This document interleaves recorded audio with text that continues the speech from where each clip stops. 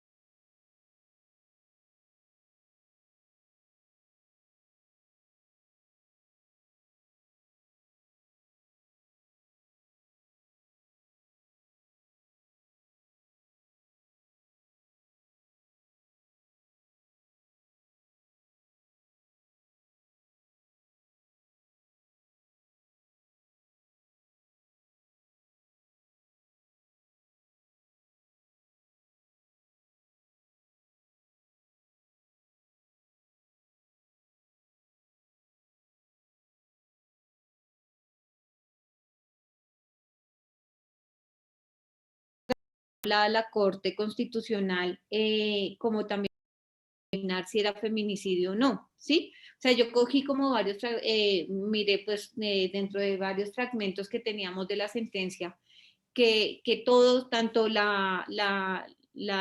defensor, la fiscalía, todos hablaban de este tipo de cosas, lo que veníamos hablando. ¿Y por qué Andrea en este caso no se condenó por feminicidio? ¿Por qué no se continuó? Porque nuevamente, pues para mí, ¿no? En primera instancia se estableció que el señor Ortiz, ¿sí?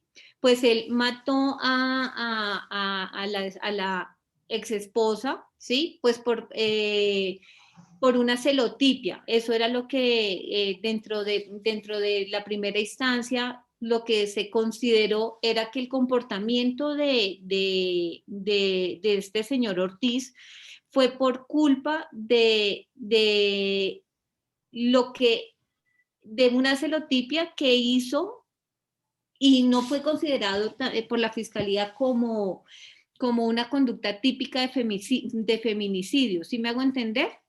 Aparte de eso, el fiscal refería que el feminicidio, como era la celotipia y no por ser condición de mujer la víctima, entonces eso hizo que también nuevamente la fiscalía no sustentara como tal el agravamiento el homicidio con causal de agravamiento del numeral 104 A, ¿sí? Que habla del feminicidio, y como no lo sustentó, no motivó, no fue motivada esta imputación, pues por eso el fallo lo hicieron fue por celos, más no con esta grabación, ¿sí?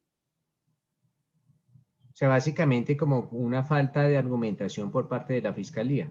Sí, y además porque ellos decían que el comportamiento, el comportamiento de este señor Ortiz, sí, fue motivado precisamente pues por los celos.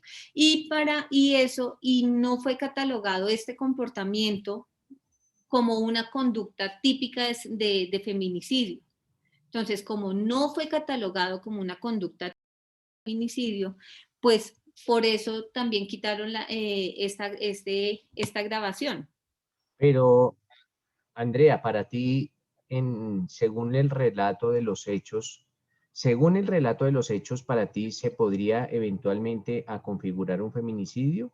Claro que sí, ¿Por claro, qué? ¿Por qué? porque es que no me acuerdo el nombre de la ex esposa de él, ¿sí? Pero él claramente hubo una historia de violencia porque él la cogió, la apuñaló 9 meses, después volvió a la casa donde vivía con ella bajo intimidación, ¿sí? Empezó, o sea, la empezó a hacer, la acosaba permanentemente porque estaba vigilándola, qué hacía, con quién salía, quién la llamaba para averiguar si estaba en la casa o no estaba en la casa todo el tiempo, ¿sí? O sea, estuvo haciendo acoso permanente, la estuvo asediando, había agresividad contra ella, ¿sí? Él todo el tiempo sentía que ella era de él, ¿sí? Aparte de eso, la amenazaba de que si no iba a ser no me acuerdo la palabra exacta, cómo era que le decía, pero, era de él, no era de nadie. Sí, de nadie, exacto, gracias Lucy. Sí, hasta que todo este tipo de actividades, hasta que logró convencerla para que fuera al motel con él y allá la mató, ¿sí? Entonces, para mí sí es un feminicidio. Listo, Andrea, muchas gracias. ¿Qué nos dice Janet? Profe, buenos días. Qué pena contigo, no puedo prender la cámara, mi internet está muy, muy malo. ¿Pero me escuchan? Sí, ¿Sí, perfectamente. ¿sí me escuchan bien? Bueno. Profe, pues según los relatos y según el caso, bueno, pues como primera medida, pues no se le imputó, no se condenó por feminicidio porque cuando ocurrieron los hechos, que fue en el año 2012, el feminicidio no estaba incorporado en nuestro ordenamiento jurídico, puesto que la ley que incorporó el feminicidio en el 104A fue fue la ley del 2015. Entonces, pero este sí se encontraba como una circunstancia de agravación en el artículo 104 en su numeral 10, 11, espérame, creo que es en el 11, en el numeral 11. Entonces, para el momento no se tomó esa grabación de feminicidio porque la fiscalía no justificó bien esta circunstancia de agravación. No fue la fiscalía la que no imputó, porque la fiscalía sí imputó la grabación de feminicidio, pero el tribunal fue el que la quitó. Le quitó la grabación de feminicidio, pues aduciendo que se trataba de cosificación de una persona, porque pues lo que se tenía como tal para esta grabación era la discriminación y la dominación de la mujer. Pero en su momento lo que hizo el tribunal fue quitarle la grabación y solamente dejarlo como homicidio agravado por conyugicidio. Si lo miramos desde el punto de vista de cómo tenemos hoy en día el artículo 104A, que es el feminicidio, pues obviamente se configura un feminicidio, no solamente por la violencia anterior, sino también pues porque se cosifica a la persona cuando usted piensa ser dueño de esa persona. Entonces, pues ahí se configura un feminicidio porque no existía el feminicidio como tal, como una circunstancia de agravación. Pero, de todas maneras, la Corte Suprema en esta casación sí dijo que había y que se había configurado el feminicidio. Lo que sucedió es la grabación a una mujer por el hecho de ser mujer, que era la grabación que estaba en el artículo 11, pero no tuvo ninguna relevancia, pudo modificar la sentencia. Sí, ya miramos que la Corte tomó esta circunstancia de agravación y lo que hizo fue decir que sí se configuraba y que de hecho la sentencia debía ser por homicidio agravado por los dos agravantes, por el primer agravante que es conyugicidio y por el del numeral 11 que era matar a una mujer por el hecho de ser mujer. Listo, Janet, muchas gracias. Nos dice Héctor. Okay. Buen día, profesor. Pues efectivamente no se le condena a esta persona por el delito de feminicidio, pues primero porque no estaba tipificada, aunque la circunstancia de agravación punitiva, al cual estaba regulada en el artículo 104, numeral 11, no se estipuló realmente o no se soportó, no se argumentó por parte de la Fiscalía. Por ende, no se le interpuso la pena teniendo en cuenta esa agravación, a pesar de que la Fiscalía inicialmente lo presentó.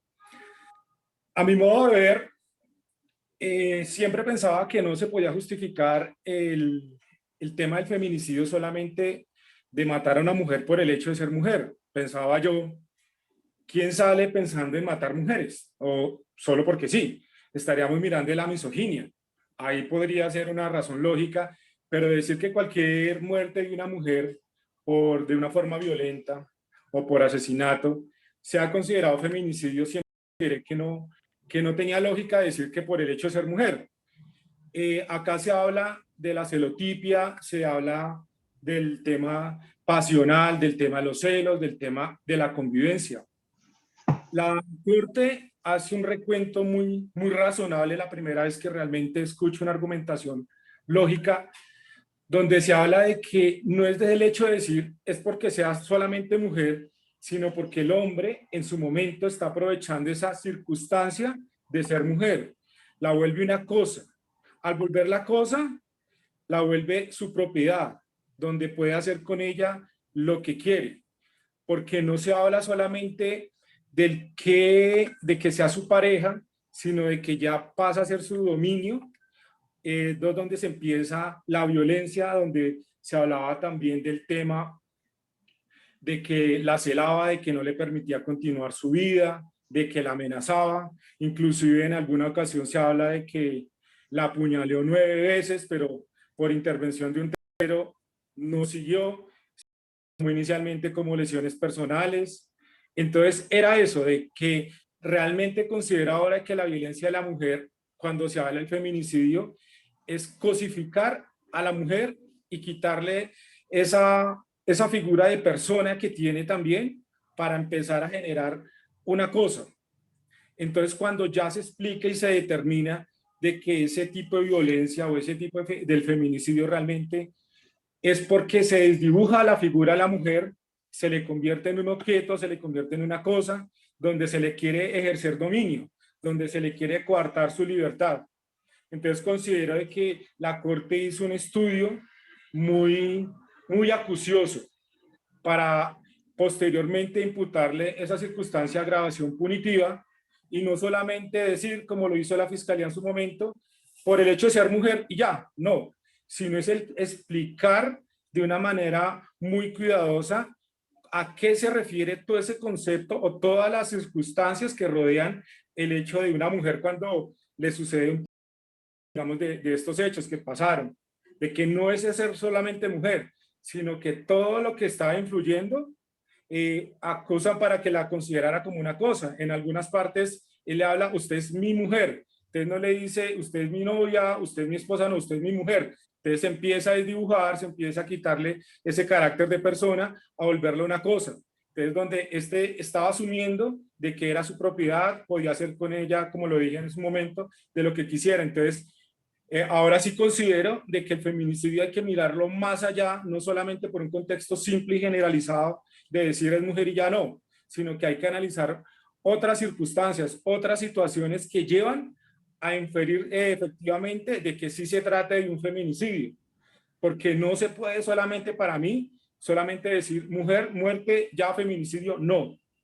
Ya está estipulado en el código y aún así me parece que el código no es muy claro, porque se vale unas circunstancias que pueden o no pueden presentarse en el momento de los hechos. Y esto sí me pareció ya muy explicado, muy acucioso. Se tomó jurisprudencia mexicana, hasta donde recuerdo, que se hablaba de unos casos en concreto, entonces donde realmente la Corte ya empieza a incluir esta palabra en las penas del feminicidio y a explicarlo el por qué, no solamente volverlo, que en algún momento lo dije, que me parecía más populista el término, pero ahora con esta sentencia realmente lo tengo un poco más claro y que la argumentación realmente es así.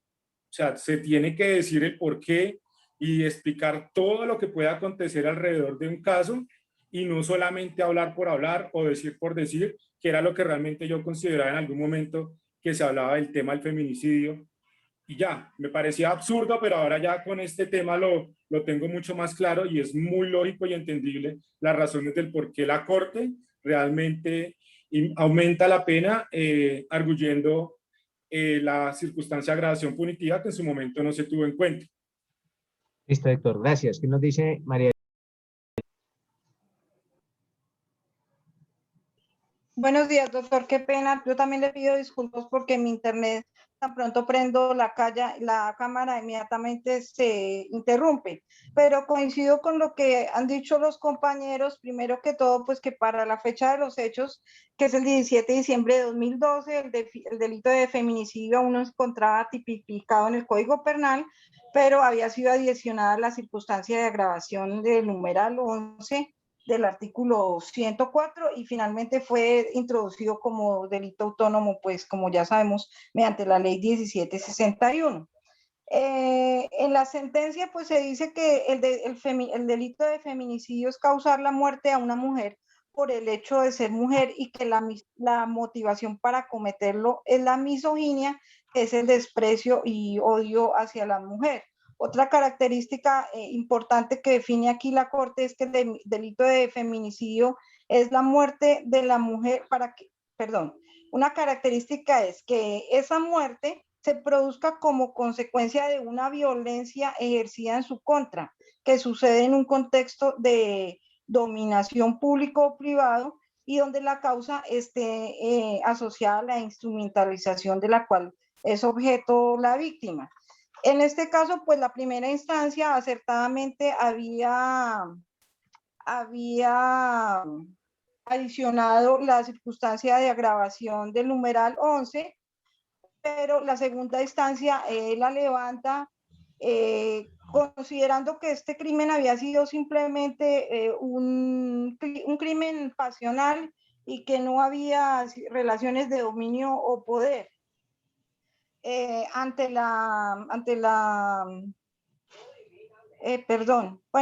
el recurso interpuesto por la defensa, por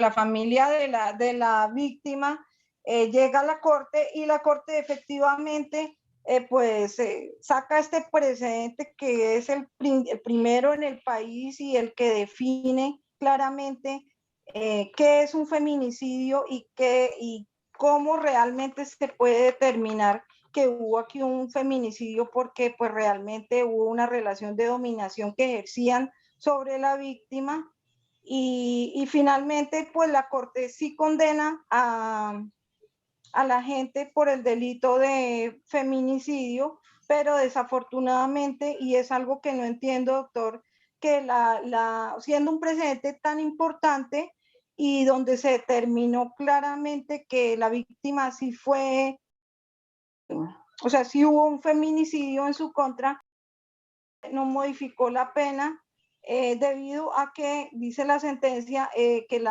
el recurrente no había solicitado específicamente eso, cosa que pues no entiendo, doctor, ¿por qué no puede la Corte modificar la pena cuando está diciendo claramente que sí hubo la circunstancia de agravación punitiva? Sí, es por lo que el recurso extraordinario de casación, ¿quién lo interpuso, María del Pilar? Ojo, el recurso extraordinario de casación, solo la casación. Entonces, Lo interpuso el abogado de la víctima, sí. el recurso extraordinario de casación, El recurso de casación lo interpuso la defensa. Sí, fue por eso. Ah, ok, fue Fue porque por la eso. defensa, ya, entonces no podían modificar la pena porque él fue el recurrente único. Ajá. Claro, con base en la no reformatio impeius o la no reforma en peor. Con base en Ah, lo que dice el ok, inciso segundo del artículo 31 de la Constitución Política. Cuando el ya. defensor o el procesado sean los apelantes únicos, la pena no se podrá agravar, lo que ustedes conocieron como no reformatio impeius o no reforma en peor. Ya. Sí, doctor. Entonces sí, es un precedente importantísimo para el delito y ahí se dan las bases y la explicación clara de en qué consiste el delito de feminicidio. Vale, listo, Medel Pilar. ¿Qué nos dice Julián Camilo? Buenos días, compañeros. Buenos días, doctor. Bueno, para nosotros los rasgos característicos del feminicidio. Bueno, para nosotros, ¿quiénes? Hablo con el doctor. Bueno, sí, tiene toda la razón, doctor. Este parcial lo presenté con el doctor Munar, Carlos Munar. Entonces, pues, realmente llegamos a estas conclusiones. Estoy de acuerdo con los compañeros. Pues obviamente no existía en ese momento la ley de feminicidio. Pero estos rasgos característicos del feminicidio son la existencia de una historia de violencias, tales como lo observamos en esta sentencia, para la víctima que se llama Sandra Patricia Correa. Ella ha sufrido con antelación una agresión física, tentativa de homicidio por parte de la agente, y el señor Alexander de Jesús Ortiz Ramírez en el año 2009 ya le había propinado 9 puñaladas por un ataque de celos, posteriormente intimidándola en distintas formas hasta ocasionarle la muerte en el año 2012 tras varias amenazas. Si lo traemos a la actualidad, con el artículo 104A de feminicidio, esta conducta encasilla perfectamente en el literal A, donde puntualmente y textualmente nos dice que de haber tenido una relación familiar íntima o convivencia con la víctima de amistad, de compañerismo o trabajo, y ser perpetrador de un ciclo de violencia física, sexual, psicológica o patrimonial que antecedió el crimen contra ella. Al igual que lo observamos en el artículo 104E, en las circunstancias de agravación punitiva de feminicidio en el literal F, cuando se comete el delito con posterioridad a una agresión sexual o la realización de rituales, actos de mutilación o cualquier otro tipo de agresión o sufrimiento físico o psicológico. Y también lo observamos en el literal G, por agravación punitiva descritas en los numerales 1, 8 del artículo 104. El numeral 1, pues evidentemente su pareja. También hay un rasgo característico del feminicidio y es el hecho de cosificar, instrumentalizar la vida y el cuerpo de una mujer y su relación con el dominio y poder del agresor sobre la mujer. Pues evidentemente es considerado feminicidio según la sentencia tal como lo dijo el defensor, la Procuraduría y como lo consideró finalmente la Corte, decidiendo que en esta sentencia se incurrió en la sanción del artículo 104 numeral 11 que se encontraba vigente en la fecha, que es delito contra una mujer por el hecho de ser mujer. Y dicho numeral pues en ese momento todavía está vigente como lo dije anteriormente. Aunque en ese momento la ley de feminicidio en Colombia no se hallaba tipificada, la sentencia sí habla de feminicidio desde el punto de vista jurisprudencial e internacional, desde tratados y pues desde el punto de vista doctrinal. Como por ejemplo, en la sentencia también de manera puntual encontramos que el casacionista afirma que las sociedades patriarcales son frecuentemente los asesinatos de mujeres a manos de hombres, que en su mayoría son feminicidios, y se causan por cosificación, posesión, celos, odio, placer y erotismo. La violencia es clave para someter a las mujeres y sostener una dominación. También hablan del feminicidio como un hecho que se relaciona con la intención de siempre obligar, controlar y someter la sexualidad y las decisiones de las mujeres sobre su vida, efectos, relaciones y cuerpo del ser mismo. También encontramos otro concepto del feminicidio en la sentencia. Según el tribunal, hace referencia a homicidios motivados en el odio o en el desprecio al género femenino y no a crímenes pasionales aislados como el que se está juzgando en esa sentencia. Y la Procuraduría también dijo que los casos de homicidios por celos contra las mujeres son emblemáticos del feminicidio en la doctrina internacional y en los tratados de derechos humanos de las mujeres. Pues en este caso evidentemente no se condenó por el delito de feminicidio, porque en ese momento para marzo de 2005, que se emitió esta casación, tampoco existía la ley 1761-2015, la ley Rosa Elvira Celi, ley de feminicidio, que nace casualmente ese mismo año, en el mes de julio. Y cabe resaltar que sí se condenó finalmente al señor Alex de Jesús Ortiz Ramírez con el agravante numeral 11 del artículo 104 del Código Penal, que es actualmente derogado por la ley de feminicidio. Muchas gracias.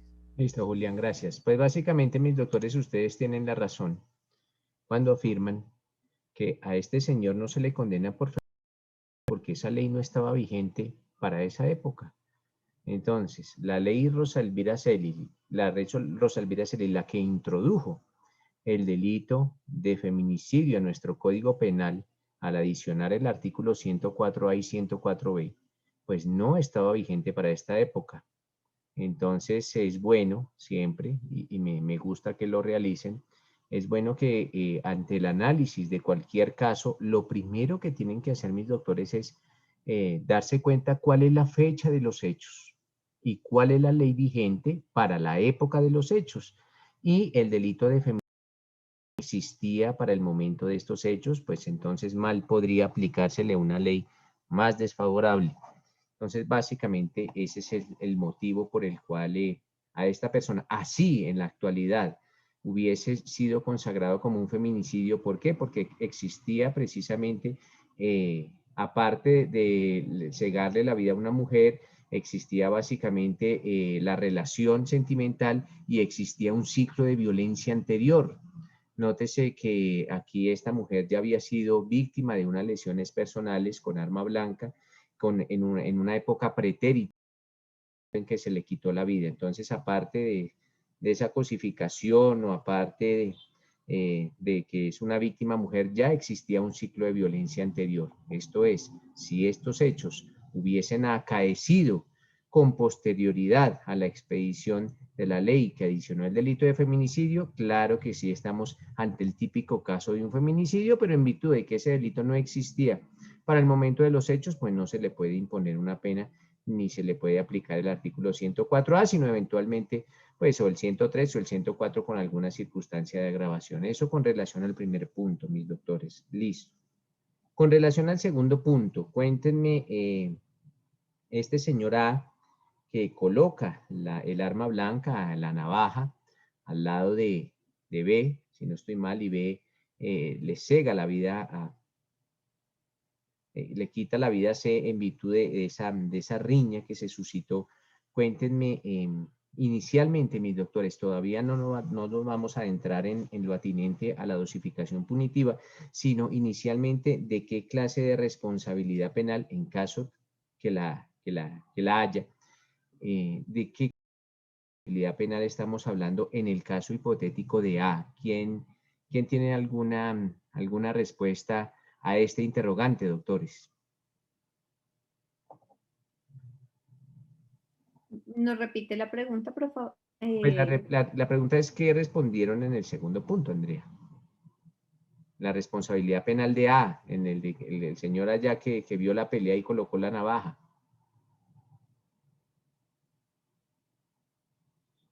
Cuéntame, Andrea.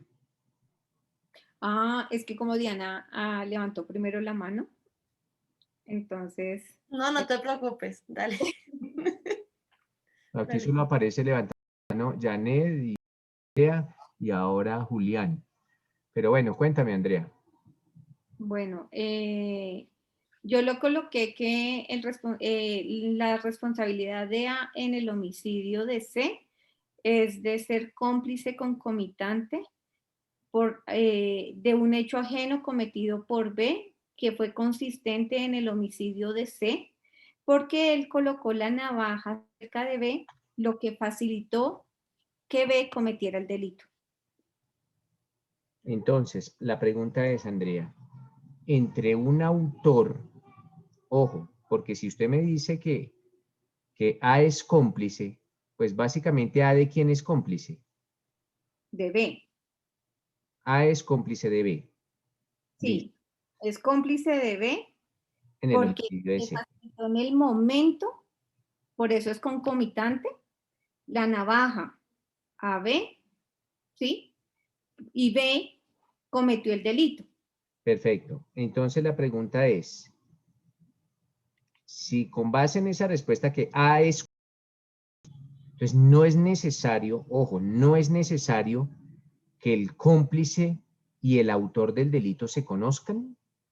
No, porque precisamente él fue cómplice por, hay un cómplice que es el cómplice primario, ¿sí? Hay un cómplice que es el primario, y dice que este cómplice primario puede, o sea, se presenta cuando la intervención del cómplice es por tal modo importante o su ausencia impide la ejecución del hecho punible o lo transforma en otro. ¿Sí? O sea, puede ser, esa complicidad puede ser o no puede ser trascendente. ¿Sí? Como A colocó la navaja al lado de B, pudo haber sido que B nunca la hubiera colocado, nunca hubiera cometido este delito, ¿sí?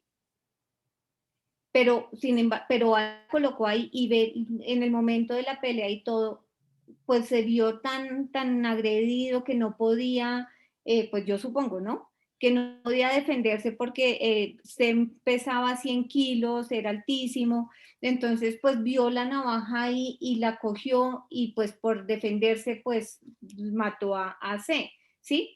Entonces, por más que ellos dos no se conocieran, A fue responsable de que B, por medio de la navaja, cometiera ese delito. Listo, Andrea. O sea que, acuérdense cuando ustedes vieron complicidad, que los requisitos para la complicidad son dos. El primero es que haya un acuerdo común. Ojo, acuerdo. Y el segundo, que el cómplice no tiene dominio del hecho. Andrea, aquí hubo un acuerdo entre A y B. No, no hay un acuerdo entre... Tiene que existir el acuerdo común para que hablemos de un cómplice. Tiene, no es de debe. Tiene que existir el acuerdo común entre el cómplice y el autor. Tiene. Ojo, no estamos hablando de acuerdo previo. Estamos hablando de acuerdo común. Tiene que existir el acuerdo común entre el autor y el cómplice para que podamos pregonar que tanto cómplice como autores pues participan en el delito como tales. ¿Listo, Andrea? ¿Existió acuerdo común? No, no hubo acuerdo común. Entonces, esa respuesta déjala ahí y ya ahorita seguimos resolviendo con base en lo que me dijiste, ¿vale? Ok. Vale, perfecto. ¿Qué nos dice Janet? Profe, buenos días. Bueno, para nosotros, la Bueno, manera de para resolver, nosotros, ¿quiénes? mi compañero y yo. O Bueno, pero es sea, que yo para necesito Alex saber y quién yo, es que su fuimos los que compañero. resolvimos el parcial. ¿Quién es su compañero? Alexander. Ah, bueno, perfecto. Alexander Núñez. Giovanni Ah, Alexander bueno. Núñez. Ok. Entonces, bueno, lo que encontramos es que A sería un partícipe en la modalidad de interviniente.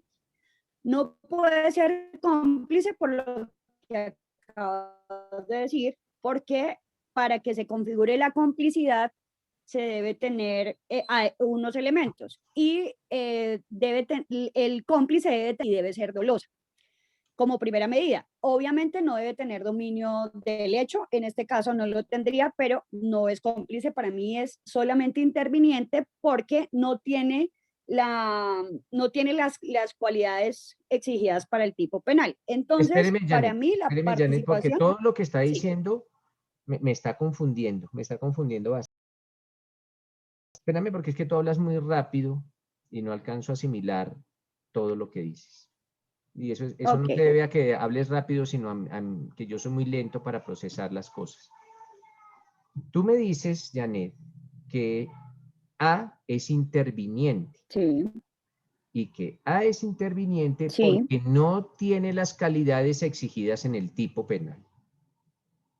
¿De qué tipo penal estamos Sí, hablando? eso es lo que nos Espérame. habla No, el no, código. a ver, Janet, respóndeme solo la pregunta que te estoy haciendo. Tú me dices que A es interviniente porque Profe, es que se me está Sí, pero es que habla y habla, no. Es que no es- Se me está cortando y no alcanzo a escuchar, o sea, escucho entrecortado. Entonces trata de desconectarse y No, volverte a conectar. no Sí, profe, porque es que estoy escuchando súper entrecortado. Desconéctate y te Entonces vuelves a conectar, no ¿vale? alcanzo a entender qué es lo que me estás diciendo y por eso hablo. Ok, voy a hacerlo. Dame dos. Vale, listo, perfecto. Mientras Janet se conecta nuevamente, ¿qué nos dice Julián Camilo? Bueno, nuevamente, doctor. Mi compañero Carlos Monar, empezamos a hacer un análisis, es un tema bastante complejo, generó bastante polémica.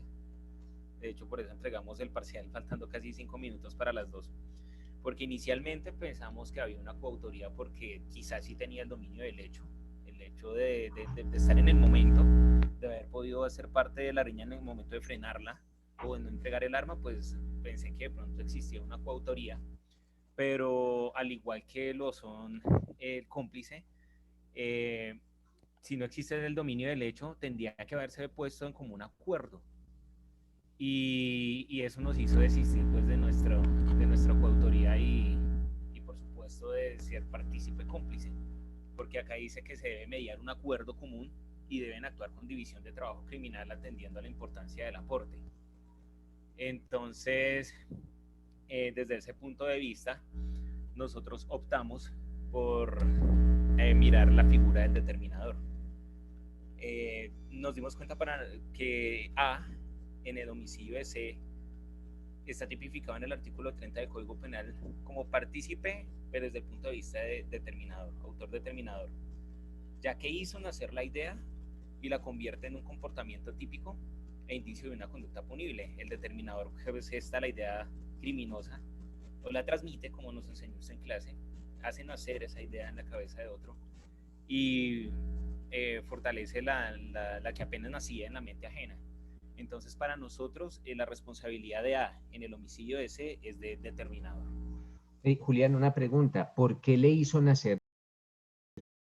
Porque en la cabeza de la persona en el momento de la riña, ellos, inclusive ya el hombre estaba prácticamente golpeado, ya no tenía en ese momento quizás alguna capacidad de reacción por lo que observamos en el caso, estaba perdiendo la riña y al pasarle el arma o dejársela cerca, y él obviamente le hacen nacer la idea de matarlo. Eso es nuestro punto de vista. No sé. Entonces, le hacen hacer básicamente, Julián, le hacen hacer la idea en el momento en que coloca el arma al lado de él o cerca. Sí. Acuérdese, Sí. Julián, acuérdese que el determinador no aporta al delito, sino simplemente la idea. No aporta. Y en este caso, este señor A aportó. ¿Y aportó cómo? Suministrando el arma con el cual se cometió el delito. Entonces acordémonos que el determinador lo único que hace es hacer nacer la idea. O sea, cuando hablemos de determinador, solo vamos a hacer que es el que aporta la idea, pero no aporta ya nada a la materialidad del delito. Por eso es que el determinador, mis doctores, antiguamente era considerado como el autor intelectual. Él solo ingenia, él solo planea, él solo está en el mundo de las ideas, como Platón, él solo está en el mundo de las ideas. Él no realiza ningún aporte al delito. Y en este caso específico, este señor sí aporta al delito. ¿Cómo? Pues dejando el arma, uno de las personas que participaba en esta reyerta o en esta riña. ¿Listo, Julián? Para pues que lo vayamos teniendo como muy presente. ¿Listo? Gracias. El tema de determinador, porque pues tampoco es tan amplio aún, pero ese punto lo voy a anotar. Muchas gracias. Vale, listo, perfecto. ¿Qué nos dice Guadid? Doctor, muy buenos días. Buenos días. Yo respeto mucho el concepto del compañero Julián, discrepo de él, y digo que la responsabilidad penal de A en el homicidio de C es que fungió como interviniente. Esta figura está descrita en el artículo 30, inciso 4 del Código Penal. toda vez que intervino para que A causara la muerte a C, facilitándole una navaja sin tener las calidades especiales exigidas en el tipo penal, concurriendo a su realización. Espéreme, Guadir. Vamos a ir lento. Me dice Guadir que el señor A participa en el delito de interviniente, acorde con lo consagrado en el último inciso del artículo 30 del Código Penal. Pero me dice Guadir, A no tiene las calidades especiales exigidas en el tipo penal. Pero venga, le pregunto, Guadir, ¿en cuál tipo penal? Homicidio simple, doctor. Ah, bueno. ¿Dónde está consagrado el homicidio simple? En el 103 del Código Penal, doctor. Perfecto, Guadir. Entonces, si usted se está remitiendo al artículo 103 y me dice que la ley exige alguna característica especial para cometer el delito de homicidio, ¿cuál es? Saber Usted me incurrir en dice, ella. usted me dice que esa persona es interviniente porque no tiene las características especiales exigidas en el tipo penal. Dígame, ¿qué características especiales requiere del autor? Que intervenga de manera directa, ¿no cree usted, No, doctor? no, doctor, no, eso está en la ley. O sea, por eso yo les decía, existen dos clases de delitos. Unos delitos que Ujú, se denominan delitos de sujeto activo indeterminado, que quiere decir que sí, cualquier persona los puede cometer y por eso inicia el qué, porque el qué puede ser cualquiera. Y sí, existen otros delitos que se denominan delitos con sujeto activo calificado, que sí correcto. requiere de unas características especiales. Por ejemplo, el Sí, peculado. El peculado dice, el servidor público ¿qué? Ah, entonces en esos casos sí necesita que el que va a cometer el delito tenga unas calidades. En ese caso hipotético, ser servidor público, ostentar la calidad de servidor público. Pero los delitos que diga el que, quiere decir que no se exige ninguna calidad especial. Ese delito lo puede cometer cualquier persona. pero en el caso concreto, doctor, si bien es cierto, eh, eh, el interviniente aquí facilita un elemento como fue la navaja, estando ajeno a ese acto o a ese hecho en concreto que se cometió, pues sí, digo yo que no tenía las calidades específicas que se necesita para haber incurrido en el delito de homicidio simple, ¿verdad? Pues sí, usted tiene toda la razón en el sentir de que sí, puede abarcar el tema del servidor público cuando se facilita a un tercero los medios para infringir una norma jurídica, ¿verdad? Pero yo diría o conceptué, yo pues desarrollé simplemente el ejercicio y lo desarrollé bajo el punto de vista de que él facilitó, le facilitó el elemento para que el otro personaje se defendiera de aquel, ¿no? Pues eso fue lo que yo vi. Vale, listo, Guadil. Para hacer claridad, Sí, doctor. siempre, ojo, siempre que usted hable de un interviniente, siempre, esto no tiene excepción, siempre que usted hable de un interviniente, estamos hablando de un delito con sujeto activo calificado. O sea, estamos hablando de un delito en que la ley exige determinadas calidades para el autor del delito, siempre. Y el homicidio no lo es, porque el homicidio lo puede cometer cualquier persona, cualquier persona. Y la figura del interviniente ha sido creada por la ley única y exclusivamente para los delitos con sujeto activo calificado. ¿Sí? Ah, ¿Listo, Guadí? Entonces, para que abandonemos esa doctor, posición. bien, muy bien, muchas Lo gracias. que dice Guadí es, básicamente esta persona aportó al delito, aportó al delito. Si bien es cierto, él no lo mató, pero sí aportó al delito. Por eso, mis doctores, por eso la tentativa y el concurso de personas se denominan los dispositivos amplificadores de tipo penal. Miren, cuando uno enseña los dispositivos amplificadores del tipo penal, el nombre puede llegar a ser muy redundante, pero es muy fácil entenderlo. Ustedes en su derecho penal general vieron ese tema, se denomina dispositivos amplificadores del tipo penal. Y les decía al profesor que básicamente son dos. Primero, la tentativa, concurso de personas.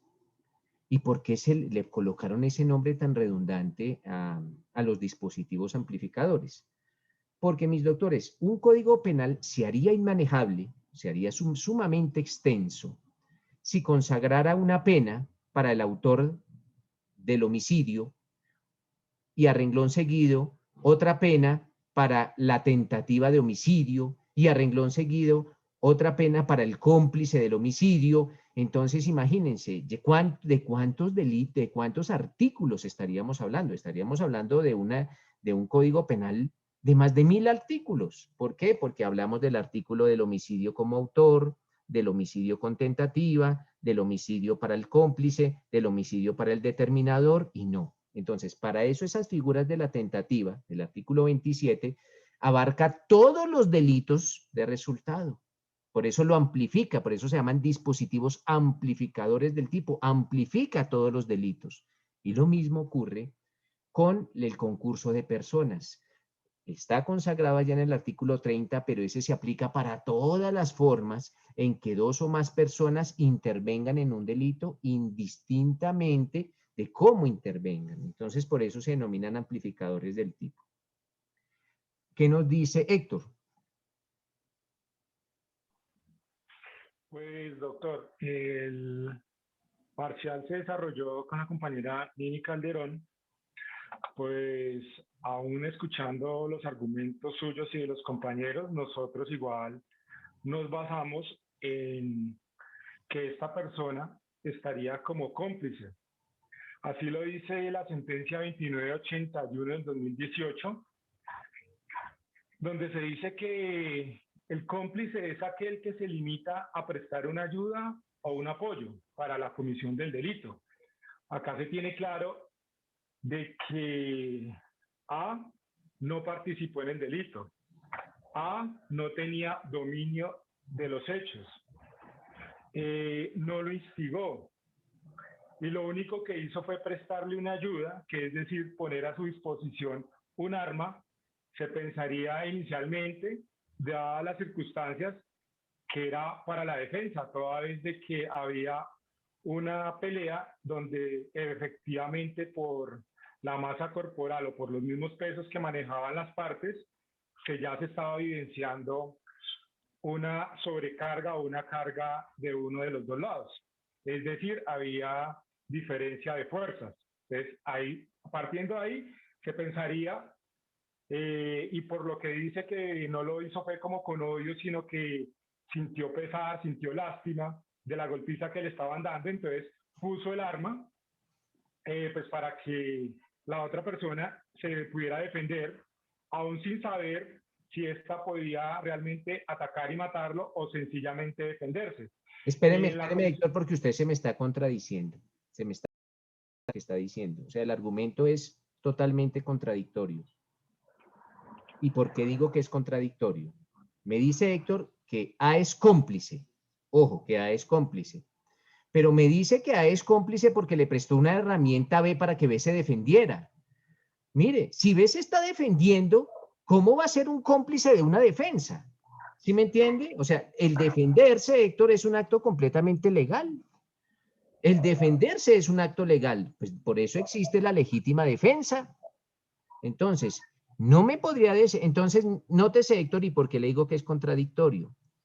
Porque si B se está defendiendo, entonces B no tendría ninguna pena, porque se está defendiendo y la ley le faculta para defenderse.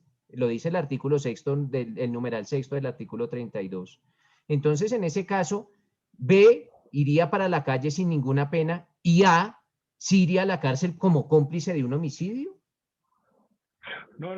Lo que pasa es que, doctor, es como se muestran los hechos, Ajá. no que ya se esté tomando una decisión que efectivamente fue lo que sucedió. ¿Por qué?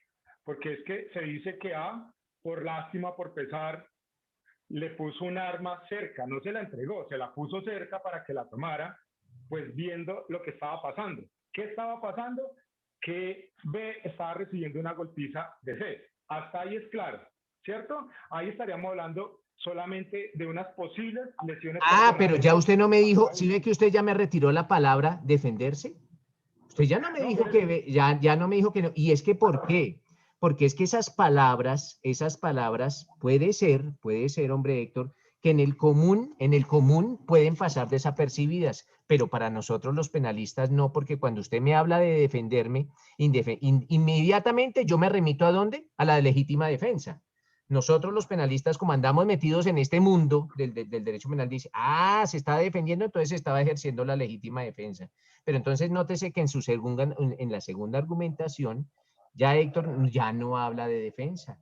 Ya dices para que la utilice. La dejó ahí para que la utilice. Pero venga, le pregunto una cosa, Héctor. Eventualmente, ya que usted habló de esa palabra defensa, eventualmente B podría defenderse con esa navaja en virtud de la golpiza que estaba recibiendo. Pues posiblemente sí, yo pensaría que sí, ¿por qué? Cuando se toma... Ojo, podría hablarse que eventualmente,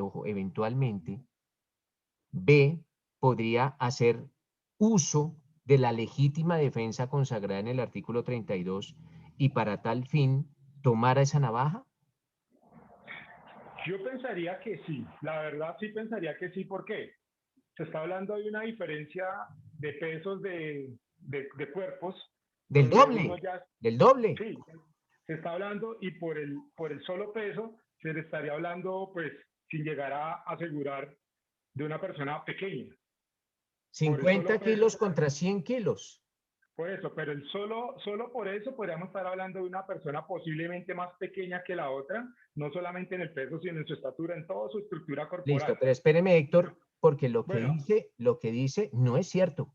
No se podía, espéreme, él no podría ejercer la legítima defensa. De hecho, le voy a dar una perla. Le voy a dar una perla y ahorita se la desarrollo. Quien podía defenderse en este caso, o quien podía hablar de la legítima defensa, y ya ahorita le digo por qué, porque pues todo tiene una argumentación, quien podría hacer el uso de la legítima defensa, en este caso, nunca pudo haber sido B, sino C, el de los 100 kilos, el grandototón, él sí, pudo haber hablado alguna vez, pudo haber obrado en legítima defensa. Nunca B. Y ya ahorita le digo por qué, porque pues esto tiene una argumentación jurídico-penal y es con base... Es con base en el artículo 32. Lo que yo le digo está con base en el artículo 32. O sea, quien pudo haberse defendido era B, era C y no B. B no pudo haberse defendido. O sea, cuando hablo de defendido, hablo de la legítima defensa, ¿no? De la legítima defensa. Nosotros en ese aspecto. Ahí había una inferioridad de las partes. Sí, claro. Cuando se habla nuevamente de que C puede ser el que va a utilizar la legítima defensa, es porque ya pasamos a otra inferioridad en armas, porque uno no tiene armas, el otro adquiere una navaja pues para atacarlo. No es lo mismo, por más grande que sea, que lo ataquen con una navaja, con un palo, con lo que sea, un arma, que en este caso fue una navaja, como dijo mi compañera, a puño limpio. No va a ser lo mismo nunca. Ahí sí podríamos pensar en ese caso que ya hay una diferencia de armas o una diferencia. No se hablaría, pues, ¿cómo le explico? La legítima defensa tiene que haber una igualdad en las partes para poder decir... No, Héctor, no tiene que haber igualdad de partes en la legítima defensa porque, ojo, que la legítima defensa está consagrada en el numeral sexto del artículo 32 y nunca habla de igualdad de partes. No habla de eso. Es una proporción entre la reacción y el ataque, o entre la defensa y el ataque. Tiene que haber una proporción.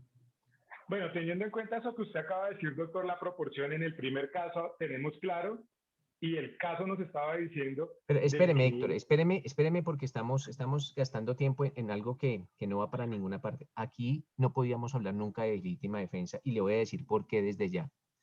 Porque la legítima defensa, Héctor, y para todos, se puede llegar a presentar cuando exista una agresión grave e injusta.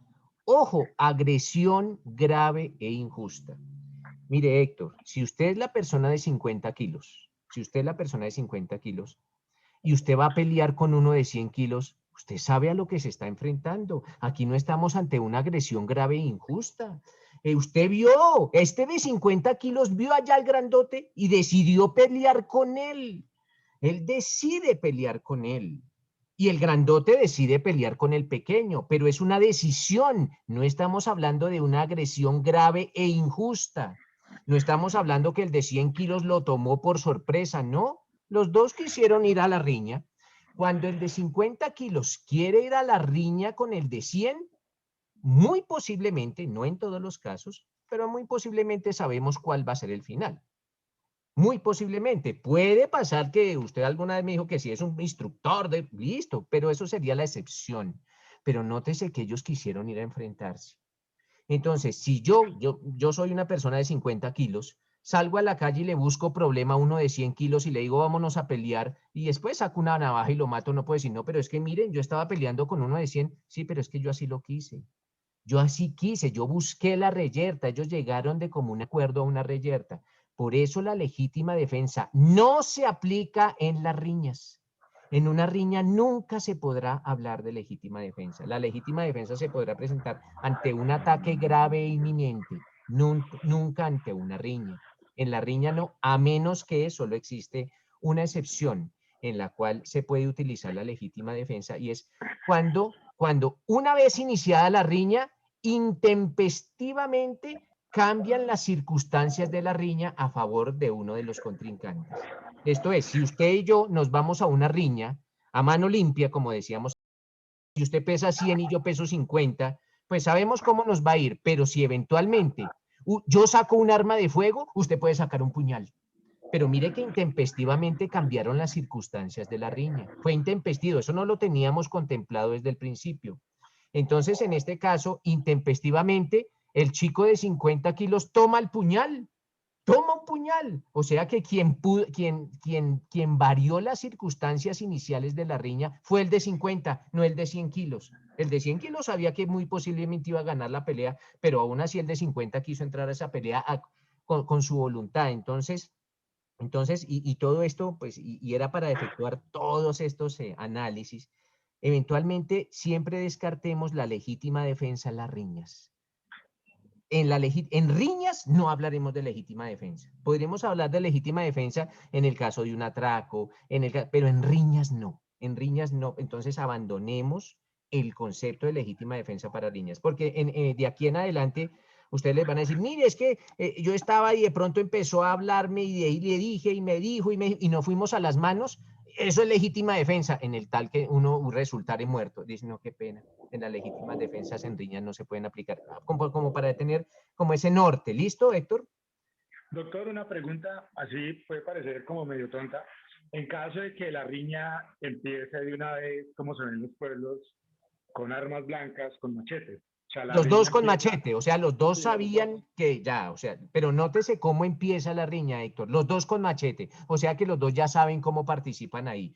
Pero ¿qué tal que uno después saque una pistola? Ah, no, eso no lo sabían antes, entonces ahí hubo un rompimiento de esas circunstancias iniciales de la riña. O sea, independientemente de cómo empiece la riña, siempre y cuando están en circunstancias similares, no se va a aplicar nunca la legítima defensa, a no ser de que se cambie esas circunstancias iniciales y se ponga a alguien en una inferioridad manifiesta. ¿Correcto? Exactamente, así es. Ahí sí, o por ejemplo, mire que estemos peleando los dos y de pronto lleguen 10 amigos míos y yo les diga, vengan aquí y no, ¿cómo así? Y ahora sí 10 contra 1, ahí hubo un rompimiento de esas circunstancias iniciales de la riña y ahí sí usted podría decir, yo saqué mi arma porque yo no estaba peleando contra uno, pero cuando vi 10, ahora sí. Entonces, en esos casos sí.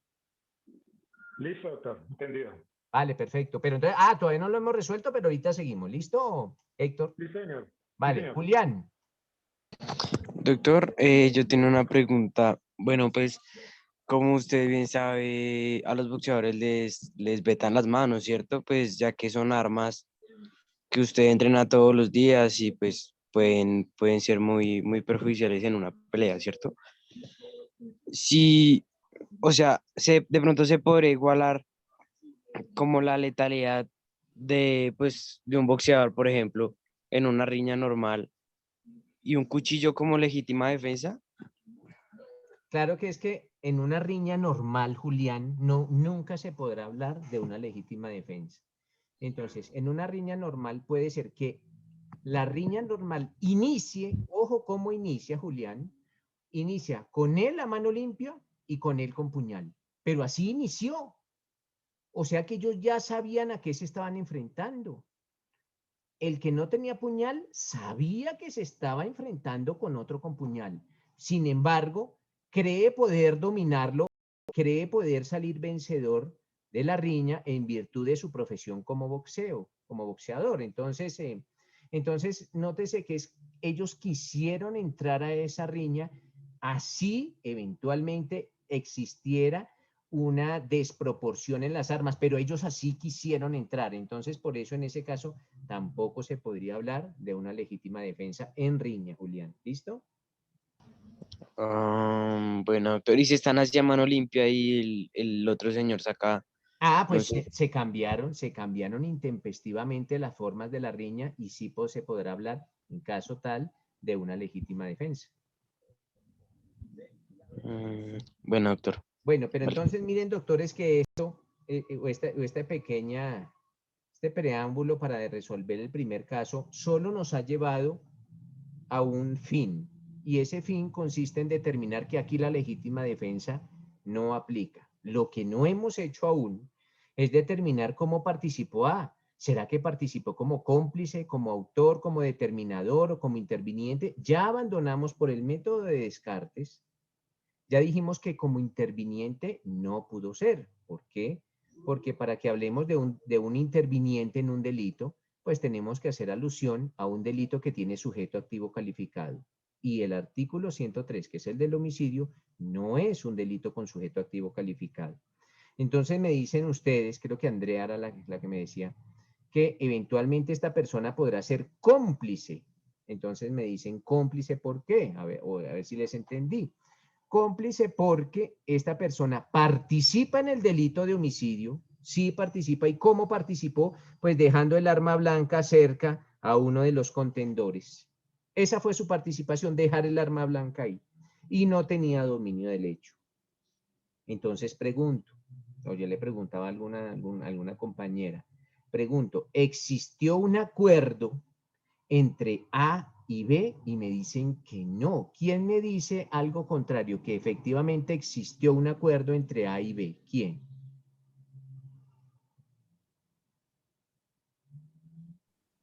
No existió un No, acuerdo doctor, entre A y B.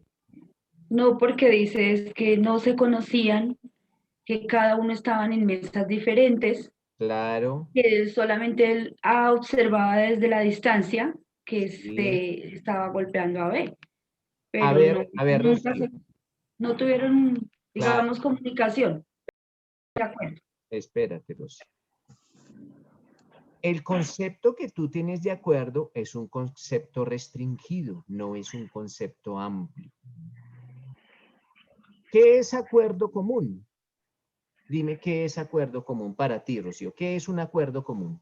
O sea, un acuerdo, bueno, en derecho penal, el acuerdo común es, pues, aquel al que llegan tanto coautor como cómplice. ¿Y cómo se puede llegar a tener un acuerdo con un cómplice? En el caso que tú fueras una autora de un delito, ¿cómo podrías tener un acuerdo con un cómplice? Pues, pues Hablando, utilizando la misma charlando, palabra. dialogando. Sí, exactamente, para que se dé el hecho de es posible que yo necesite que esa persona intervenga, entonces le digo, por favor, que Por favor, alista présteme su la moto, navaja para poder recógeme la matar a moto a las este. 3 en punto, pues. Y Entonces, ahí, el acuerdo, según esa teoría, la teoría Rocío, le vamos a poner la teoría Rocío.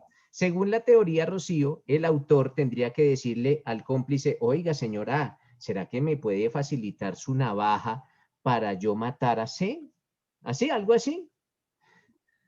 Con un diálogo, con unas palabras, digamos, con para un que haya un cruce de acuerdo, palabras dice, entre A y B. para que haya un acuerdo, sí debe haber un diálogo entre las dos, entre autor y cómplice o coautor. Pero en este caso, para mí, no hubo acuerdo. En lo que tú dices de acuerdo común, no sé a qué otro acuerdo te refieres tú. No, o el si acuerdo fue- común, solo al acuerdo común, porque ese es el único que, pues, que me atañe. En derecho penal es al acuerdo común. Y el acuerdo común es entre cómplice y autor. Entre cómplice y autor tiene que haber un acuerdo común. Acuérdense, mis doctores, para que hablemos de un cómplice, se tienen que presentar el acuerdo común y el aporte del cómplice sin que tenga dominio del hecho. O sea, el cómplice tiene que aportar en algo, pero no tener dominio del hecho, porque si tiene dominio del hecho, ya no estaríamos hablando de un cómplice, sino de un coautor. Pero como aquí, pues partimos de la base que no tiene dominio del hecho, porque él ni siquiera fue lo que lo mató, sino simplemente dejó el arma ahí y se fue, porque yo aún dije, él se fue de ahí. A donde voy, doctores, es que ustedes no sé de dónde están diciendo que para que exista un acuerdo común tienen que haber palabras de por medio. Palabras de por medio. Doctor, eso era lo que yo le iba a comentar. No me Porque interrumpa así, Yedelmira, no me interrumpa así, porque esto se vuelve común. Ya ahorita te concedo el uso de la palabra, pero entonces, no sé en qué libro leyeron eso, que tenía que existir palabras o escritos o un lenguaje. No, no, doctores. ¿Dónde? O sea, no le coloquen a la ley exigencias que la ley no consagra. No le coloquen, por favor, exigencias que la ley no consagra. Yedelmira, cuéntamelo todo. doctor, es que ante todas excusas es que me falla el micrófono. Tranquilo. Doctor, cuando el día del parcial yo le preguntaba a usted para el determinador, usted me decía que debía de hablarse, expresarse o escribirse para que fuera el determinador. Entonces, en base a eso, el común acuerdo no necesariamente debía ser expreso, sino el hecho de que él solo dejara el arma, el fin común que persiguiera que él se defendiera. Entonces, por eso le deja el arma, pero no necesariamente tiene que expresárselo. Sí, Es una Yedelmira, pero ayuda que le está brindando. él no podía defenderse de qué se iba a defender si la agresión no era injusta. Él no podía ejercer la legítima defensa porque Y la él buscó el agresión no era problema. injusta. Si Y te él acuerdas buscó que el eso ya problema. lo abandonamos, eso ya lo abandonamos. De pronto Sí. se dejó el arma ahí, no era para que se defendiera, sino para que la utilizara. Y llegaran al fin común que era agredir al otro, Ajá. aunque no lo expresara. Listo, Yedelmira, muchas gracias. Héctor, ¿alguna otra acotación? Sí, doctor, pues efectivamente nosotros con la compañera Nini decíamos o hablábamos del tema de la complicidad porque le prestó una ayuda. Ya ahora bien usted nos explica y es más entendible el tema de que no, el acuerdo no tiene que ser verbal, no tiene que ser escrito.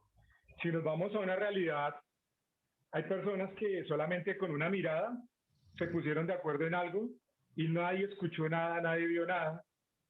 Ahí ya tenemos un primer ejemplo de que se pusieron de acuerdo y no hablaron, no hicieron solo una mirada. Acá esta persona está de acuerdo con que se haga o se presente una agresión de B sobre C. ¿Por qué? Porque le está facilitando un arma. Pues lo lógico hubiera sido que los hubiera tratado de separar para evitar la riña, si su afán era que, como se había hablado en un comienzo, de que se defendiera, pues lo mejor era evitar la riña. Pero si se le presta un arma o un arma de fuego, pues al usarla se iba a causar un daño mayor. Es decir, me pongo de acuerdo sin decirle nada, es expresándole mi ayuda de que estoy de acuerdo con que la utilice y que la haga. Y pues B, con el hecho de tomar el arma y usarla, está de acuerdo con que se la hayan dejado ahí.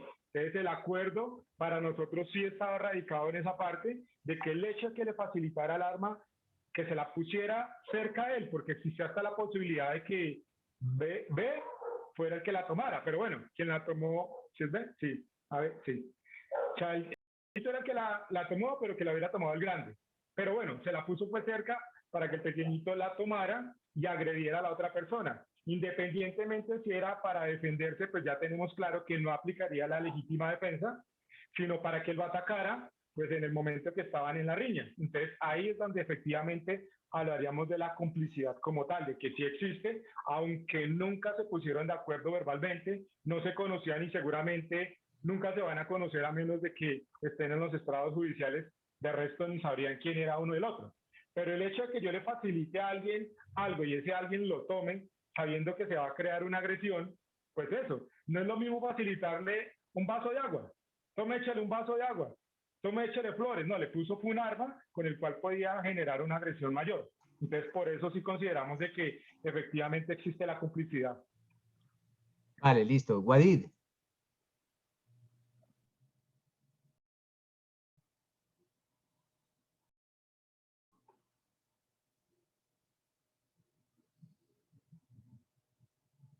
Bueno, Guadid se nos fue. Guadid. Bueno. A ver, doctor. Qué pena, doctor, qué No, pena, tranquilo, tranquilo. Estaba como enredado aquí con el micrófono. Vale, Pero, lo escucho. doctor, llama un poco la atención porque si bien, bueno, en el artículo 28 pues habla del concurso de personas en la conducta punible, ¿verdad? El artículo 29, los autores. El artículo 30, los partícipes, ¿verdad? Entonces, pues aquí ciertamente surge una duda de que si bien se facilita un elemento para que la otra persona se defienda, pues diría yo que de todas maneras incurriría como un partícipe dentro del delito que se cometió. Pero ¿qué clase de partícipe, Guaidí? Acordémonos que los partícipes son dos, el determinador y el cómplice. Sí, yo creo que como determinador, doctor. Y acordémonos, Guadí, que el determinador es quien hace nacer la idea, pero no aporta nada al delito, solo da ideas. O sea, ni siquiera cuando aporta el elemento. No, porque si aporta el elemento, ya se transforma de determinador a un cómplice o a un coautor. Y entonces ahí no cabría la ausencia de responsabilidad de la persona que facilitó el elemento. Claro, pero entonces siempre que hablemos de ausencia de responsabilidad tenemos que decir con base en cuál del numeral 32. Miren, básicamente para resolver este punto. Sí, doctor. Para resolver este punto, mis doctores, para que hablemos de un cómplice, ojo, de un cómplice de un delito cualquiera, tenemos que partir de algunos presupuestos. Primer presupuesto, que ese cómplice participe en el delito. Va a participar en el delito, prestando una ayuda. Claro que va a prestar una ayuda. Y esa ayuda puede ser antes, puede ser durante o puede ser después del delito. Entonces, el cómplice participa en el delito. ¿Y cómo participa en el delito? Pues prestando una ayuda. Antes, durante o después. Aparte de eso, mis doctores, el cómplice no debe tener dominio del hecho. Esto es, el cómplice no puede tener la oportunidad de interrumpir, transformar o suspender el delito. Si la tuviese, pues ya no sería un cómplice, sino sería un coautor. ¿Por qué? Porque sobre él tendría dominio del hecho. Entonces, con el caso hipotético, ¿A participa en el delito? Sí participa en el delito. ¿Cómo lo hace? Pues colocando un arma. Colocando un arma cerca a B para que B la utilice. Esa es la participación. Casi que le facilita las herramientas a B para que B cometa un delito, en este caso de homicidio. El meollo del asunto consiste en lo siguiente, mis doctores. Debe existir un acuerdo común entre el autor y el cómplice. Y en este caso hipotético, decimos, ¿existía un acuerdo común? Ojo, nunca hablemos de acuerdo previo, no, sino de acuerdo común. Y la respuesta es, sí existía un acuerdo común. Así nunca se hubiesen cruzado palabras. Por allá lo decía Héctor, creo que con miradas, aunque yo nunca dije que se miraron a los ojos, no. Esa es una de las figuras, mis doctores, en el derecho penal que se denomina la complicidad tácita. Así se denomina, la complicidad tácita, en el cual no existe ningún intercambio de comunicación entre el cómplice y el coautor, y aún así el cómplice participa en el delito. complicidad tácita. Esto es, mis doctores, el acuerdo común se puede llevar a cabo aún sin el intercambio de un medio de comunicación. No existieron palabras, no existieron escritos, no existió ningún lenguaje de comunicación, pero aún así, esta persona sí contribuyó a un delito tácitamente. Ese acuerdo fue tácito. Tácito quiere decir que no hubo palabras. Acuérdense, allá en su castellano o en su español, como se llamaba en mi época, acciones con sujeto tácito y con sujeto expreso. Entonces, tácito es que no existieron palabras. Esa es una muy especial forma de complicidad, mis doctores, que se denomina la complicidad tácita. Entonces, ya teniendo claro ese punto, mis doctores, que esta persona A responde como cómplice tácito, igual el hecho de que sea cómplice tácito o cómplice expreso no cambia la pena. Pero les pregunto, ¿sería cómplice de qué delito? A sería el cómplice de B, claro, pero ¿de qué delito? Uno siempre es cómplice de algún delito, mis doctores. ¿De qué delito estamos hablando? Yedelmira, ¿de qué delito estamos hablando? Homicidio. Del homicidio. Ojo, Yedelmira, ¿de cuál homicidio? Acuérdate que el homicidio está consagrado no solo en el artículo 103, sino también en el artículo 104. Entonces, ¿estamos hablando del artículo 103 o 104, Yedelmira? Para nosotras, con Natalia Cuesta, que presentamos el parcial, es el 103 en simple. Perfecto. Entonces, si A, Yedelmira, la pregunta es la siguiente. Si A es cómplice del delito de homicidio consagrado en el artículo 103, ¿cuál será la eventual pena que enfrentaría A? Según decía en el artículo 30, dice que será igual, pero reducida. Es que no me acuerdo porque no tengo el código en la mano, doctor, pero decía que... Claro, pero a ver, Yedelmira, no me digas lo que dice el artículo 30 porque yo ya lo conozco. Simple y llanamente dime cuál es la pena mínima, igual. ¿Cuál es la pena máxima que enfrentaría esta persona A? 240 meses, creo. Es que no recuerdo. Bueno, eso es malo, Yedelmira. Hagamos de cuenta que no dijo nada. ¿Qué nos dice Daniel? Bueno, profe, yo lo hice con mi compañera Brenda y pues nosotros determinamos... ¿Brenda qué? ¿Brenda qué? Brenda Barrios. Ah, bueno, listo. Porque es que Brendas hay muchas. Listo, profe. Listo. Entonces nosotros determinamos que fue pues un homicidio agravado, ya que pues existía entre B y C unas condiciones de indefensión, pues porque en la riña A le dio el elemento a B y pues, o sea, sí le dio a B un elemento y con ese elemento colocase en situación pues de indefensión, de peligro, de la cual... Espéreme, pues, Daniel, espéreme. No me utilice palabras para tratar de convencer al juez porque a veces eso les trae unos problemas terribles en las audiencias, tratar de convencer a los jueces con unos esos discursos, si de pronto Daniel mañana, aparte de ser abogado, quiere ser político, para el político es perfecto, pero para el abogado no.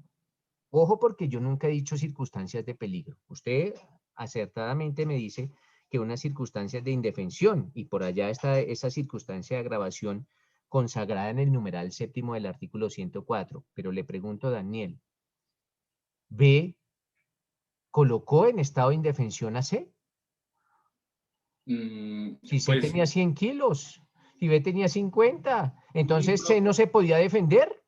No, sí, obvio sí se podía defender, Entonces, pero si se podía defender, ¿por qué me dice que están en condiciones de indefensión? Porque, ojo, Daniel, indefensión quiere decir no se puede defender.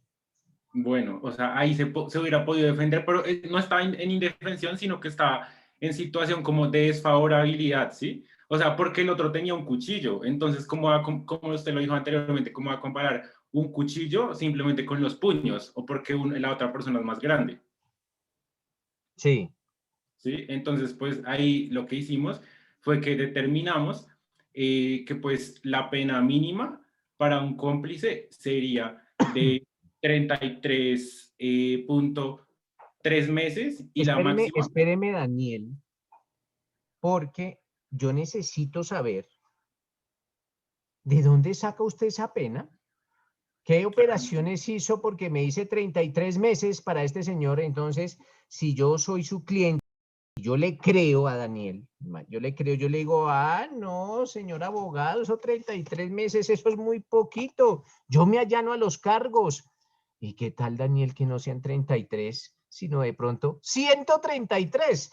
La diferencia, yo creo que el que tendría, de pronto la víctima cambiaría. Aquí hablaríamos de otra víctima y sería el abogado por ponerse a sacar esas cuentas.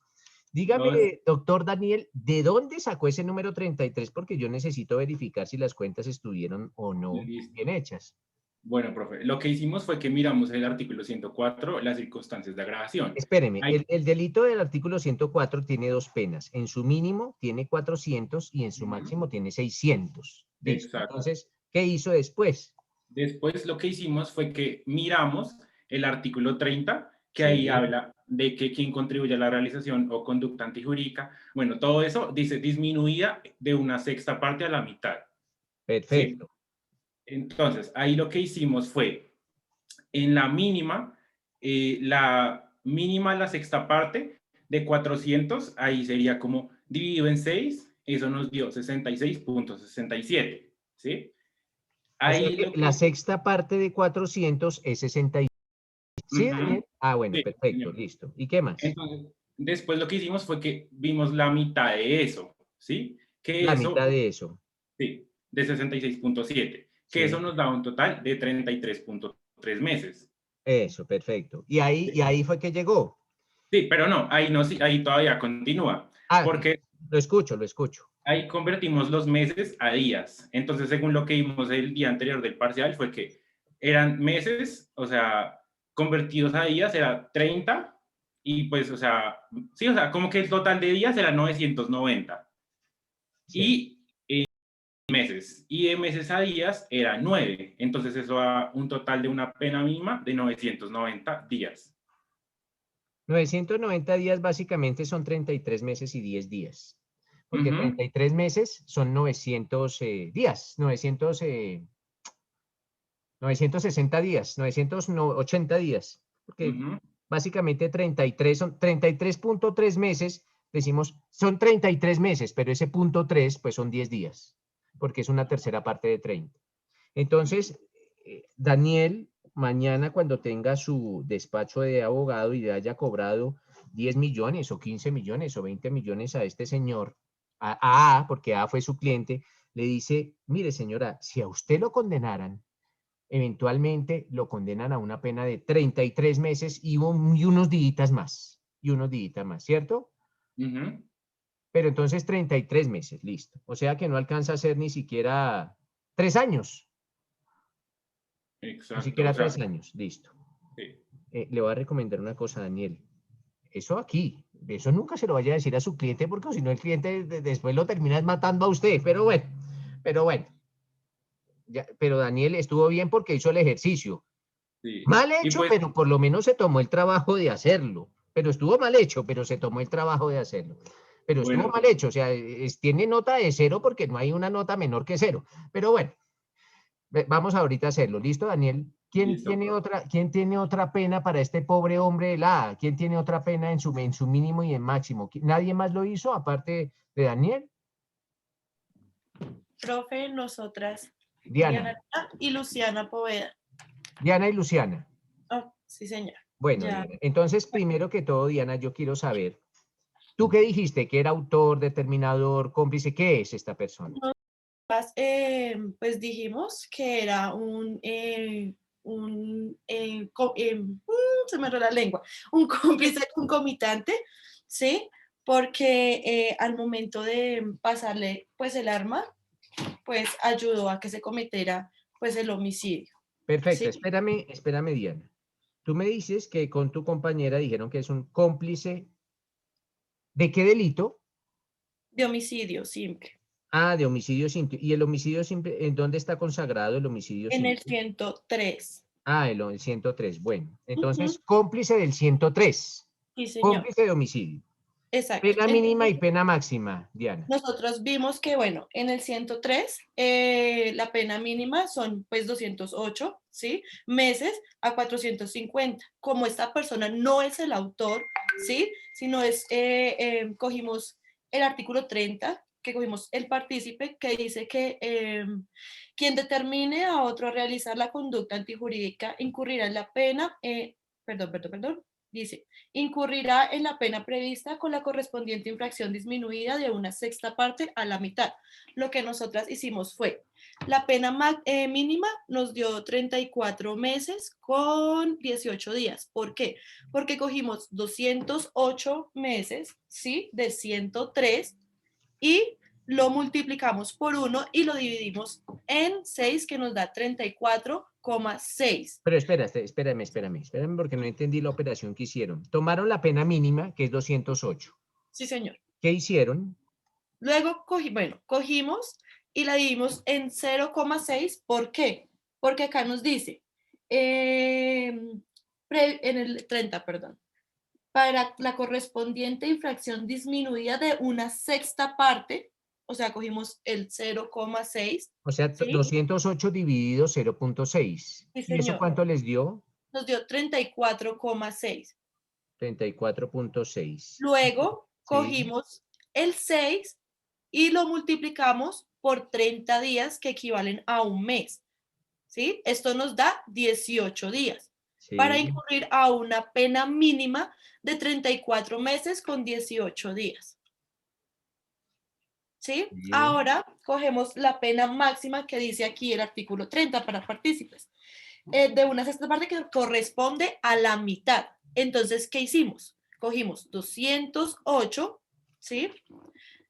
Por 1 dividido en 2, que es la mitad de esta pena, que nos da 104 días, meses, perdón. Sí. Entonces, así sacamos nosotros la pena mínima, 34 meses con 18 días, y la pena máxima, que son 104 meses. Listo, perfecto, Diana. Entonces, acorde con lo que, ¿cuál sería tu nota? Con lo que yo he dicho antes, ¿cuál sería tu nota? Profe. ¿Cuál sería? 0, porque no hay nota menos que 0. Esa es la nota de Diana con su compañera. 0 porque no hay una nota menor que 0. Miren que ella, bueno, el compañero pasado me dijo que una pena de 33 meses y ya Diana dice que de 34. Y es que en esto, doctores, por favor, en esto vamos, y en virtud de estas porque yo ya sabía que algo no tenía como mucha práctica en dosificación, pero en esto tenemos que estar muy pilas. ¿Por qué? Porque al procesado también, o a su cliente, lo que les interesa es cuánto tiempo va a ir a la cárcel en caso tal que llegue a ir. ¿Y qué tal que ustedes les digan que 34 meses y resulta que no van a ser 34, ni 44, ni 54, ni 64? Aquí estamos hablando de una pena de más de 100 meses, de 100. Y si ustedes le dicen a un cliente que 34 como mínimo y resulta que en realidad no son de 34 sino más de 100, pues yo creo que su vida corre peligro. La vida de los abogados corre peligro en esos casos. Pero bueno, pero me gusta que hagamos el ejercicio. Eso.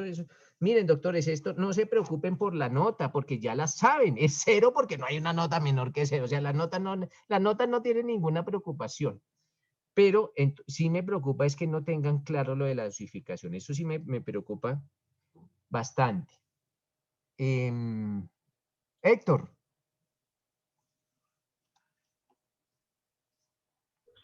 Bueno, doctor, teniendo en cuenta pues los hechos tal y como estaban allí estipulados, nosotros determinamos de que a esta persona se le podría imputar el delito de homicidio preterintencional.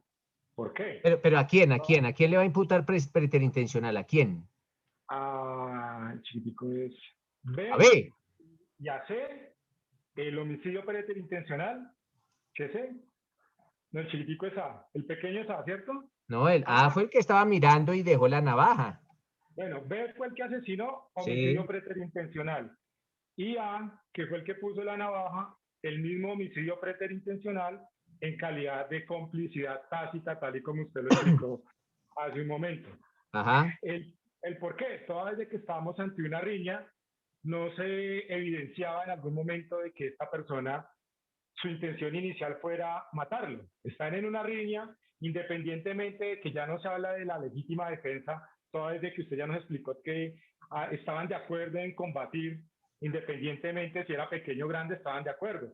Entonces, en medio de la riña surge ese ataque, pues pensaríamos nosotros, argumentaríamos nosotros como defensa de que el ataque no fue con la intención de matarlo, sino con la intención de causarle un daño, pues para evitar lo que estaba Espéreme, pasando. Héctor. La herida que B le produce a C, ¿dónde fue? En el pecho. Cuando usted hiera a una persona con una navaja en el pecho, ¿lo quiere herir o lo quiere matar? Depende. ¿Depende de qué? ¿Por qué, doctor? Lo que usted dice es claro. Lo que pasa es que, ¿qué sucede? Porque es En que medio de una un riña- fiscal ni un defensor no puede decir eso. Le estoy diciendo los casos. Es No, sí, una doctor. persona toma un arma blanca y apuñala a otra en el pecho. ¿Lo quiere herir? Nosotros analizábamos eso del tipo de herida y poníamos como otros casos en contextualización, teniendo en cuenta es el momento de la agresión que está sufriendo uno contra el otro. Diferente es que, digamos, B ataque directamente a C, si, como usted decía, que lo tomó por sorpresa y lo atacó en el pecho, en la cabeza, donde sea, su intención era asesinarlo. En medio de una riña, la persona seguramente lanzará el cuchillo, le mandará el cuchillo a la persona y pues accidentalmente puede ser, le dio fue en el pecho, pudo haber sido en un ojo, pudo haber sido en un brazo. Ah, o sea que la víctima se le atravesó al lance y puso el pecho. Pues doctor, Ojo, prácticamente... ojo, Héctor, porque es que usted me pone muchas arandelas que yo nunca he dicho. Eso, muchos nunca decían que él se le atravesó. Eso pasa como el caso de Dylan, que Dylan se le atravesó a la bala del policía. Entonces el policía dispara y Dylan se le atraviesa. Si cuando los hechos lo digan, pues tenemos que tener como base los hechos, pero usted no me le agregue cuestiones que no están plasmadas en el escrito. En el escrito, de pronto, si yo hubiese querido un análisis más a fondo, hubiese dicho, B lanza, hace un lance con el cuchillo dirigido a los pies, pero la víctima cae y le termina pegándose en el pecho. Ah, sí, pero ojo que los hechos no lo están indicando. O sea, no le agreguemos a los hechos circunstancias que, claro, como usted lo dice, pueden llegar a cambiar terriblemente, pero aquí dicen los hechos. Lo único que dicen es que B tomó el cuchillo y ¡pum! Su puñalada hace en el pecho. Eso nos está diciendo básicamente que lo que quería era matarlo.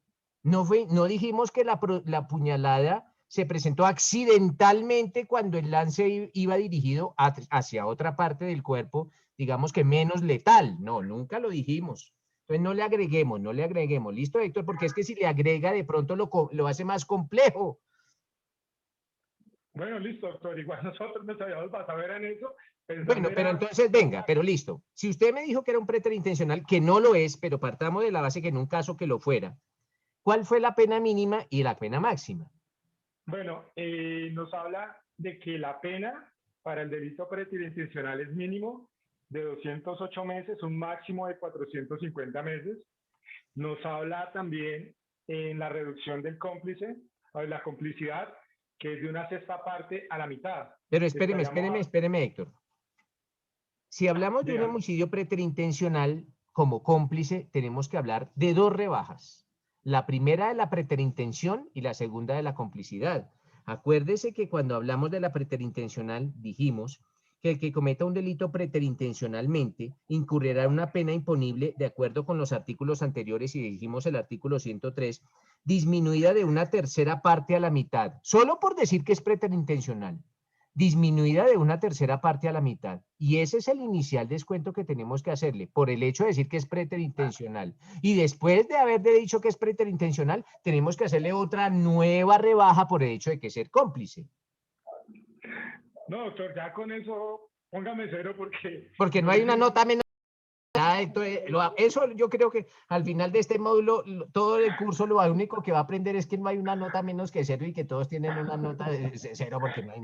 No, pero ahorita lo vamos a hacer, lo vamos a hacer para que nos quede muy claro, lo vamos a hacer. No, de hecho, miren, doctores, y les confieso, yo obré con dolo el viernes. Yo sabía que muchos, por no decir todos, y van a perder con lo de la dosificación, porque yo ya los había medido jurídicamente, decían, ellos están como un poquito débiles en dosificación, pero eso lo hice con dolo para que ahorita lo hagamos, les comparto pantalla y lo hago, y ya todos vamos empezando a tener claro, y de aquí en adelante, mañana mis doctores vamos a empezar con delitos contra la libertad, integridad y formación sexuales, y vamos a hacer el delito, dosificamos, para que todo esto nos quede muy claro. Pero entonces, ¿qué nos dice Janet?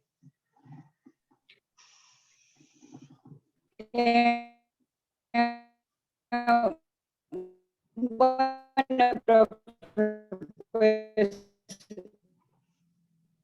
igual si hablamos, ya sabemos que es complicidad tácita, entonces bueno, si lo aplicamos al homicidio simple y una máxima de 450 en proporción, tendríamos que, como se disminuye en 2 proporciones, entonces tendríamos que aplicar la mayor al mínimo y la menor al máximo.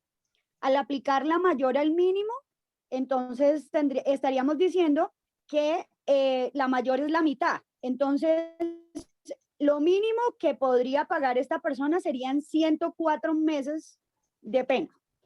Y nos vamos a ir al máximo a aplicarle un sexto. Entonces, cogemos 450, lo dividimos en 6, que me da 75 meses, y le resto esos 75 meses a los 450 meses. Eso me da 375 meses como máximo. Ahí fui por mi cero, profe. ¿Qué nos dice María del Pilar?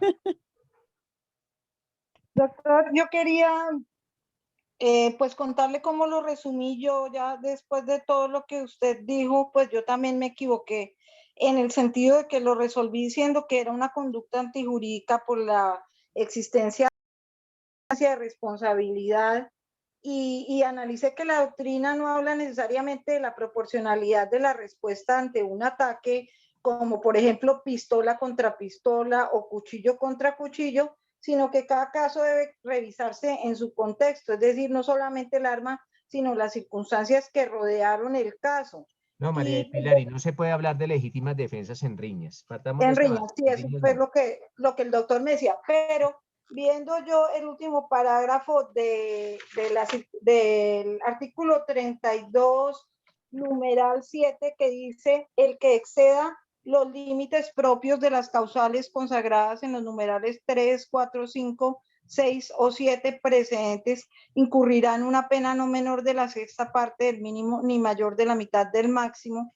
En este caso, definitivamente no se podría aplicar ni siquiera el exceso en esa causal.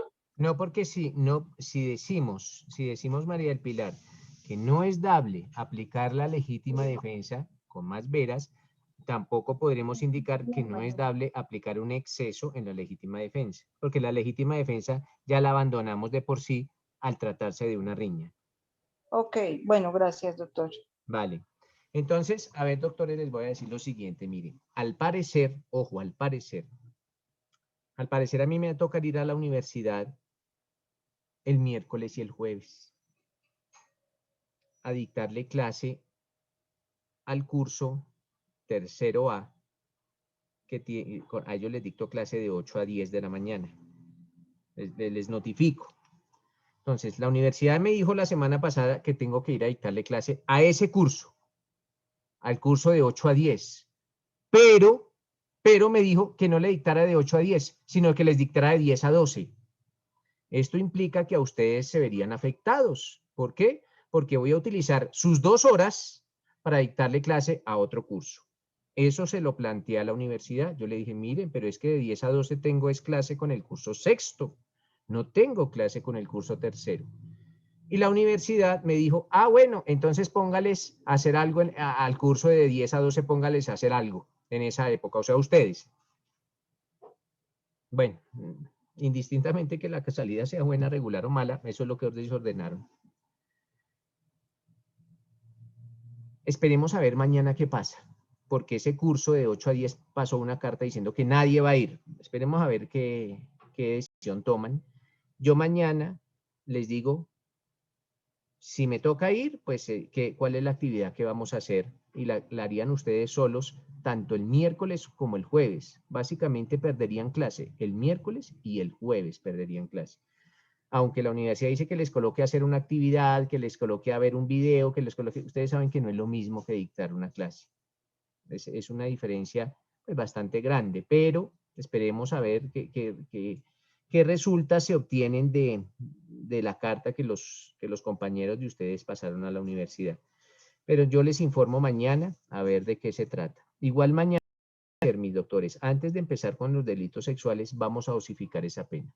Y la dosificamos para que la tengamos clara y empezamos con delitos sexuales y alcanzamos a darle con todo delitos sexuales y dosificación de delitos sexuales. ¿Listo, mis doctores?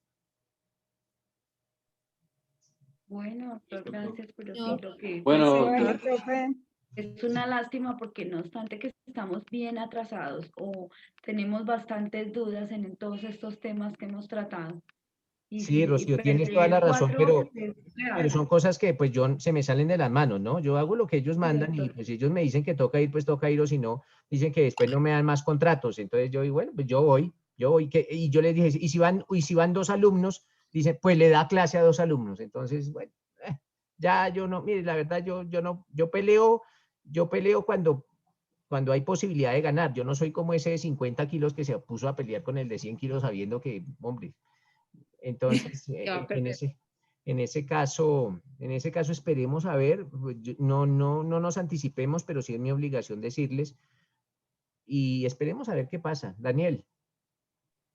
Sí, profe, ¿nos podría como enviar la solución de ese punto del parcial, de la dosificación? No, es que yo mañana lo hago, mañana lo hago, Daniel, para que todos estemos, yo lo hago, ya yo no lo voy a preguntar si yo lo hago, yo me demoro 5 minuticos dosificando esa pena, entonces iniciamos con eso, ya damos por avanzado y seguimos lo demás, ¿vale, Daniel? Vale, profe, gracias. Listo. Entonces todos por ahora tenemos 0 hasta mañana, que sepamos la respuesta. No, pues básicamente sí, 0 porque no existe una nota menor que 0. Entonces, doctores, les agradezco mucho por su tiempo, les agradezco mucho por su asistencia y nos vemos el día de mañana. Gracias, doctor. Muchísimas gracias. Gracias, doctor. Gracias, Gracias, buen doctor. Buen día. día. Gracias, profe. Muchas gracias, doctor.